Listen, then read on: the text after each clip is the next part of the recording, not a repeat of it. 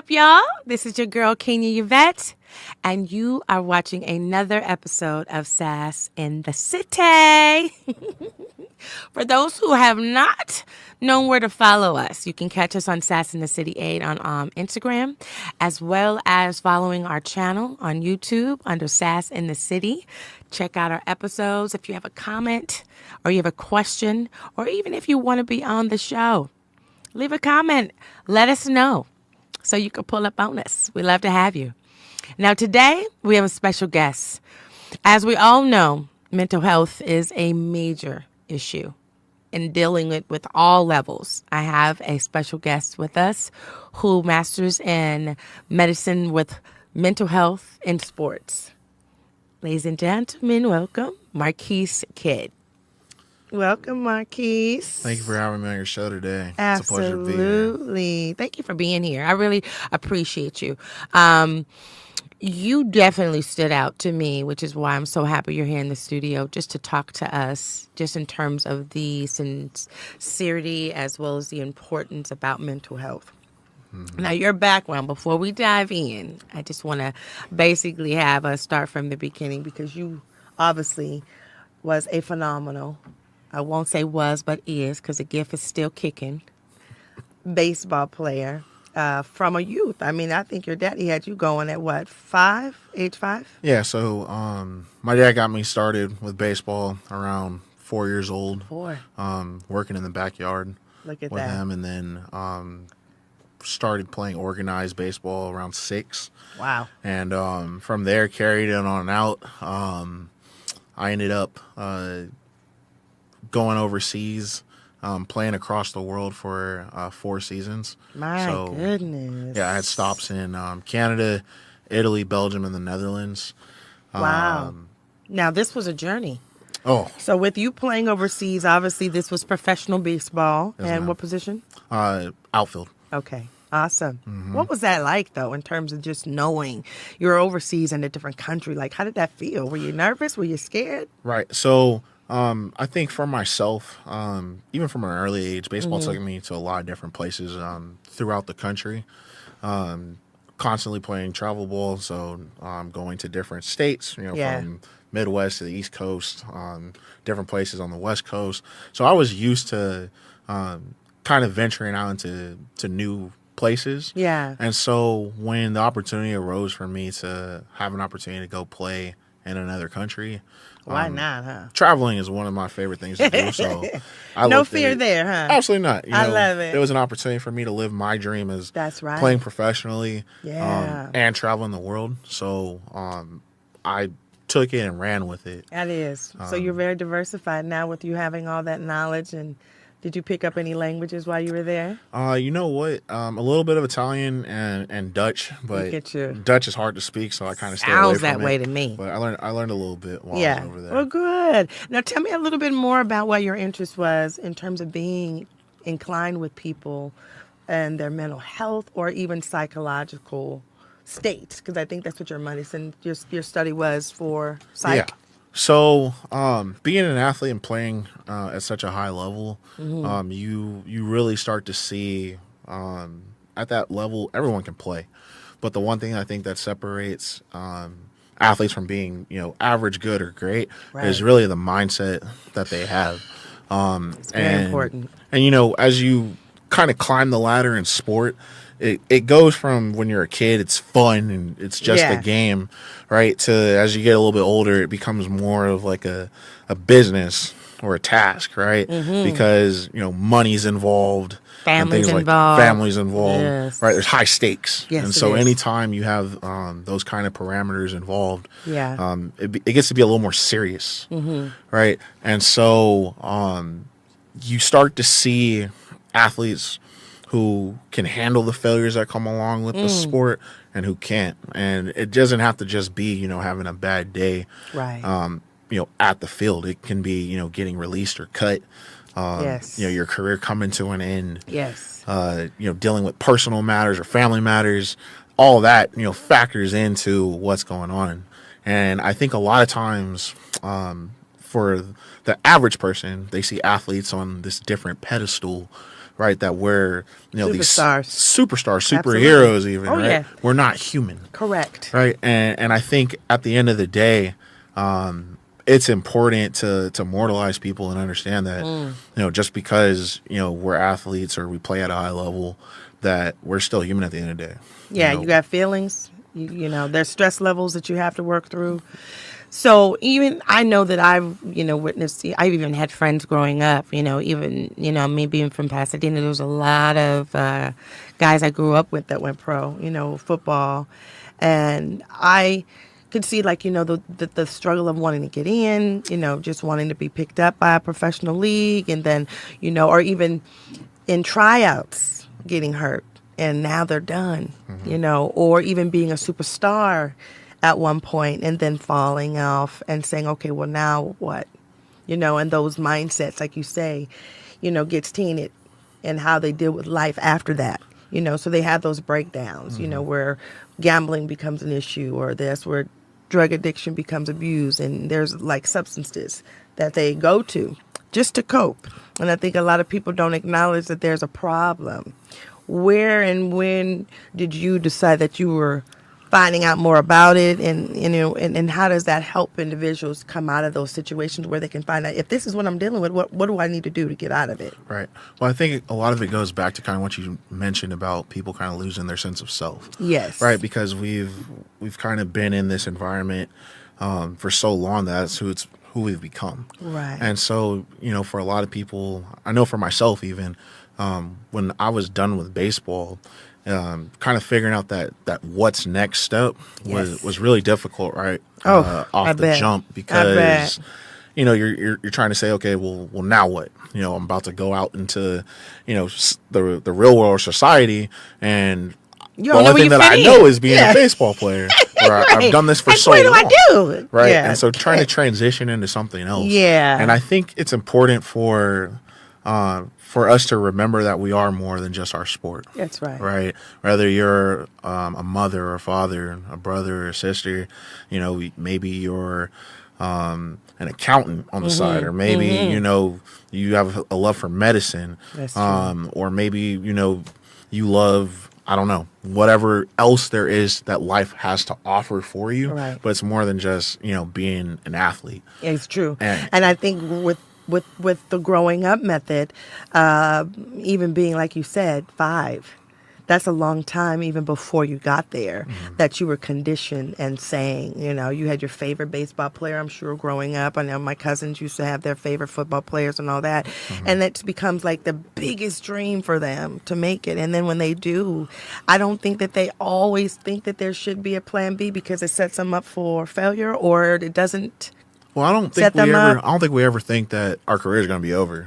Right. And, whether, your career stops at 25 or 45. Right. At some point, the clock is going to, hit 0. Absolutely. And so the one thing, though, that I've always been really blessed about, my support system, my family, my parents especially, my mom and dad, always stress having something to fall back on that's so with important. Education. Absolutely. And so that was really, really big. So when I decided to end my baseball career, I knew that I had my degree in my back pocket. I had at least something to look towards. That's right. I didn't know what it was right off the bat, but I knew I at least had something to fall back on. And thanks to your parents for that. The structure was necessary, so you got set up right. Yes, ma'am. Because a lot of that didn't happen, and luckily you did, because now that you did have your degree, you went ahead and now took off where the mind matters, right? Absolutely. So tell me more about that. Oh, man. So, like I said, just kind of coming out of my sport, trying to figure out what my next steps were.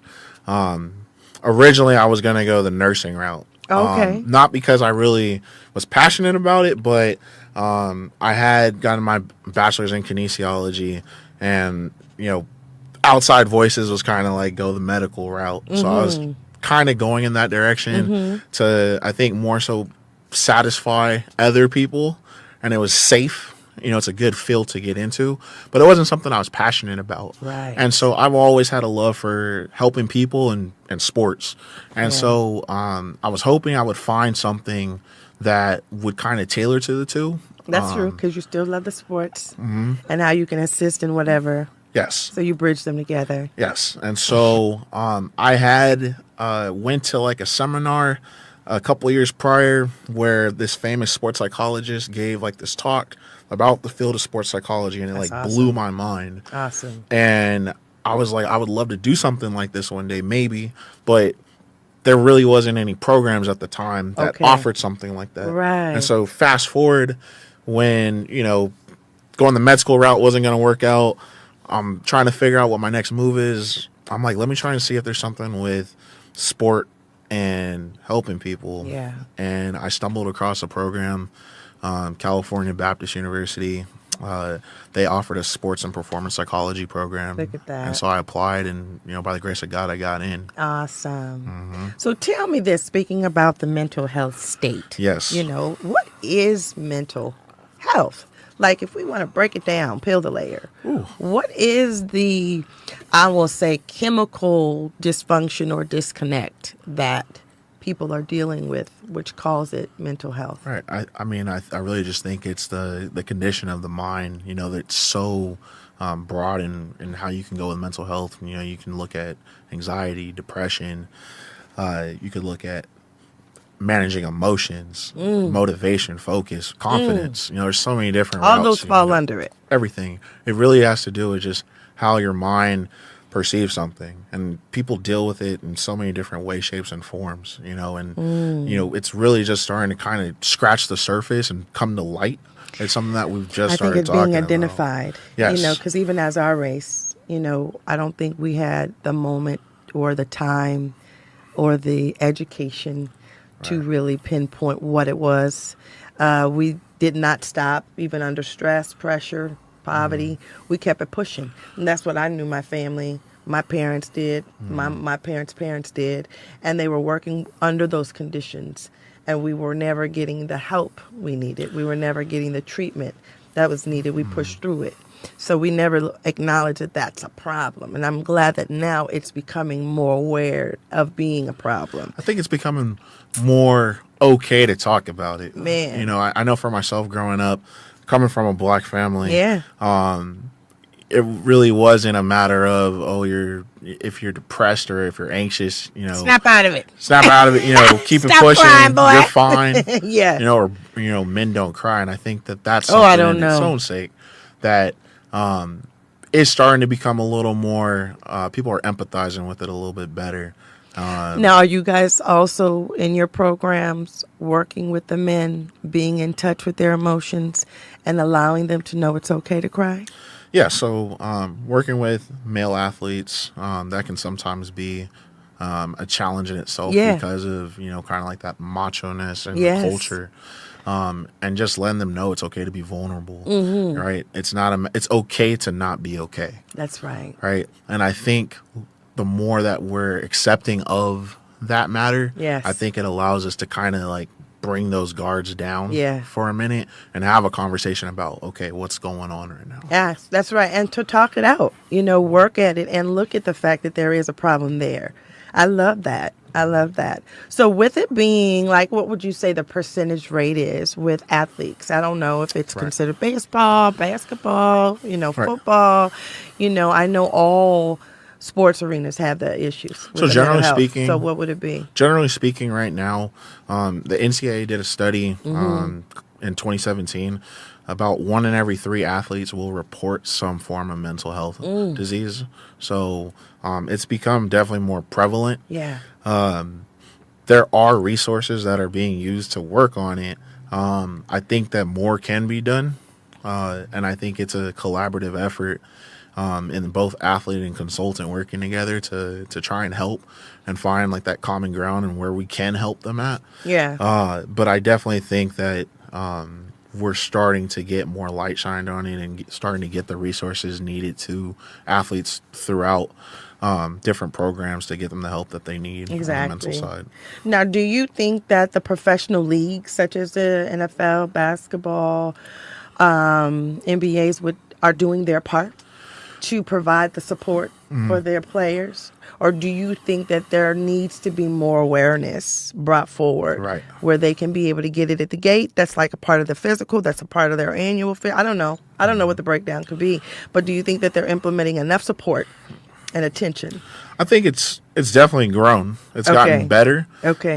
You definitely have different organizations in different leagues that provide a lot of those mental health resources and tools for their athletes to use. But I definitely think there can be more. Now, is that optional when it's available? I'm just saying. Right. You're on a league. You think there's an issue. You don't want to go for counseling. You don't want to do anything to get help.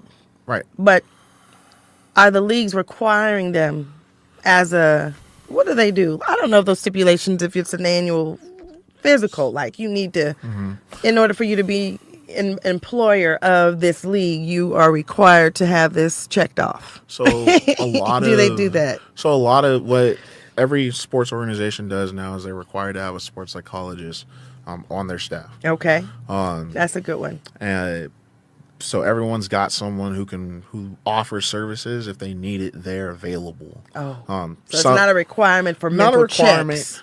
Not a requirement. They need to do that. I think there should be some implement of a force just to make sure everybody's okay.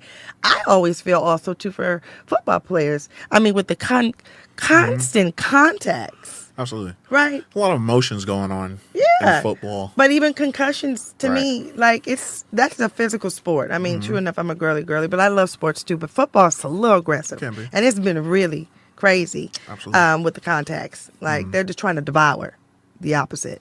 They're ops. But that's also a constant blow to the head. You would always think that there should be some type of quarterly, every 3-month checks to make sure the boys are okay, make sure everybody's good, and that you're thinking straight, So the one thing that I like within our program at Cal Baptist, we're very hands-on. So the programs that we work with, the teams that we work with, we're at practices throughout the week. We're, right along the sidelines for the games. Awesome. We're there. And you get some programs that are like that where they're very hands-on. I'm hoping that it gets to that point because sometimes, someone will be doing good and something will happen and then boom, I need to talk to someone. Yes. What just went on? Overnight. Right. Crying out the blue. Right. Emotional, don't know, depressed, don't know. Yeah, I'm glad that you guys do hold their hand in a sense because you don't know when that happens. You don't know when it flares up, and you may catch it. They may not be aware of it, and you're there to witness it. So I love the fact that you guys, do you travel with the team as well, or are there only local games? Certain teams will allow us to travel with them. Nice. And be around. It just depends on the coach. Yeah. We're there to serve not only the players but also the coaching staff as well. Awesome. Because they got to be in their right mind too. That's it.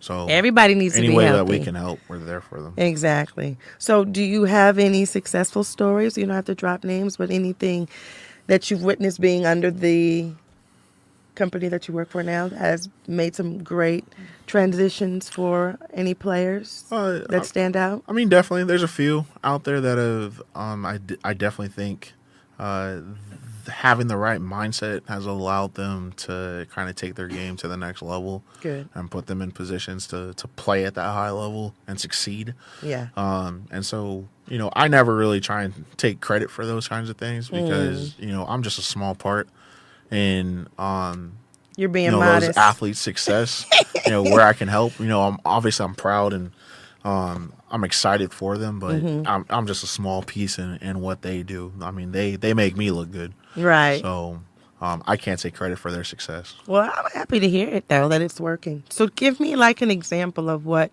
you guys do in terms of the exercises or treatments, programs that they're offering for them to do while they're on their own or while they're in you guys' present. So typically, if I'm working with an individual, I'll meet with them on a one-on-one, kind of like what we're doing, right? And we'll sit down and kind of just talk through what's going on, right? The good, the not so good, and where I can help, right? Whether it's a confidence issue or a performance anxiety issue or, maybe it's, handling failure, whatever it might look like. What can I do to help? And then from there, we kind of, I'll kind of go and like plan out kind of like some things that we can work on. And then from there, we'll have sessions based on whenever they want, however often that they want, and just begin working through whatever's going on. Yeah. Whether it's exercises or it's talking through some things. It just depends on what they need. So it's kind of like filling a prescription for a patient based on whatever their problem may be. So Marquis, do you think a diet, do you think medication, do you think exercise all go into play, obviously, for treatment under those conditions for mental health? I think it just varies, honestly. Depending on the condition. It depends on the person. Personally, for myself, I'm not able to deal on the medical side as far as prescriptions or giving that out to people. But we do refer to doctors and other clinical psychologists who can help with that side. Right. But when it comes to the other side of applying and practice, that's where I come into play. Yeah. And kind of handle more of that based on what they might need. Awesome. So tell me, what's your future looking like? Being in this field, knowing what you do now, right? Loving what you do now.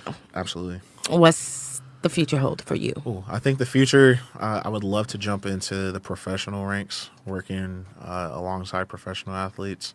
Which league? Any, honestly. Really? I'm open-minded. So right now you're working with college students, or are you working with? So you work with college students, yes. Currently. So now you want to basically transcend to the professional leagues. To the professional side. Okay. I love the college ranks. I would hope to either work on the professional side or possibly open my own private practice. That'd be nice. And offer that to a wider variety of geared straight for sports, though. You know what? We work with a lot of different people. I've worked with healthcare professionals. I've worked with business people. The way that I look at it in performance, right? Right. Whether you're a student, you're a CEO of a company, or you're an athlete, you still got to perform at a high level, and you still got to do what you do. Yes, you do. And one way or the other, we all deal with stuff that we have to deal with. And so the way that I like to look at it, I come in and I clear the way for whatever it is going on mentally so that you can perform at your highest level. I love it. Regardless of your profession. I love it. So I don't look at just working with athletes. Yeah, because you're universal. So I could see your clinic being basically treating, that you'll have a lane for sports, you'll have a lane for corporate, you'll have a lane just for any and everyone, which would be awesome, because it is a universal illness a lot of us are suffering from. So thank you so much for enlightening me, as well as the viewers at home, about this mental health issue. And what can individuals that are not receiving treatment, let's just say maybe they don't have the money or the expense or the know-how where to find help, what would you suggest for them, how they can kind of self-examine themselves to know if this is something they should either find medical treatment for or at least try to work on at home? What would be your suggestion for the cues, I guess, for them to see, oh, maybe I'm having some issues? Well, again, I think it kind of just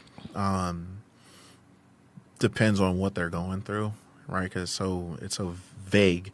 But I think in terms of kind of treating it, if they're able to, I think meditation is really good. Learning how to breathe. I heard that. That's something that I never even thought about doing until I kind of got into my program. Yeah, it centers your body, calms the nerves, and it gets your mind focused on just a peace to be still. I think that helps. And a lot of places now, a lot of clinics are offering like behavioral health assessments and like working with counseling for low or no cost based on the criteria that you meet. Wow. So I think there are resources available for those kinds of things now. Yeah. Not everybody has to try and, work with a therapist or a counselor. But I definitely think that there are tools available in the community that will at least help people get started towards working towards those things. Wow. Okay. Well, thank you. Maybe we'll get a couple of that of those locations, and we'll post them for those that may be interested in finding out resources to help with mental health, because your mind matters, honey. Truly. And mine does matter. And also to just being honest with yourself. When you know you don't feel right, you got to self-evaluate and get the help that you need. Marquis, before you go, I do want to get a little trivia game with you. All right. So you can just keep it 100. Okay, this is not a professional type of thing, though. This is just some questions I'm gonna ask you. Okay, nothing too crazy, right? Nothing too crazy, and if it is, I know you can handle it. All right. Okay, so this is called First Thought. Okay, so I'm gonna give you a word or a name, and you give me one word in response. Does that make sense? Okay. Okay. Trump. Different. Kanye West. For the culture. Threesome. Love it. You been? I haven't. Does your daddy know about this? No, I'm just playing. Keep that on What? You said love it? Okay. I didn't entertain it. Don't tell my girlfriend. Okay, that. no, I'm not saying anything, but she may already know if she watching. Okay. First date. Spontaneous. First love. Special. Celibacy. Important. Dodgers. Best team. A staycation. Fun. Have you ever had one? A staycation? Mm-hmm. Yeah. Okay. Coco Jones. Beautiful. Thank you. I thought you were going to say, who's Coco Jones? I was about to say, boy, if you don't know. I already know. I was going to say, isn't she beautiful? Yeah, I love her. She's lovely. I love her. Yeah. Marquis, it's been a pleasure. I told you it wasn't going to be too bad. I appreciate you having me. Your information is definitely helpful because it's definitely needed. So I'm so glad that you stopped by, and you are more than welcome to come back. Thank you for letting me share today. Absolutely. And we'll get some information from you. We're definitely loaded on the screen so that way we have some resources out there for mental health care.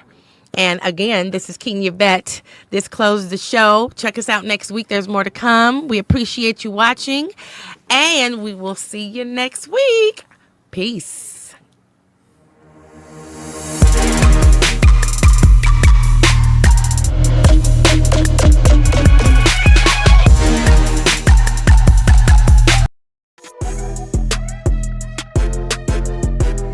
Thanks for watching Sass in the City. Be sure to share, subscribe, and sass with us. We'll see you next week.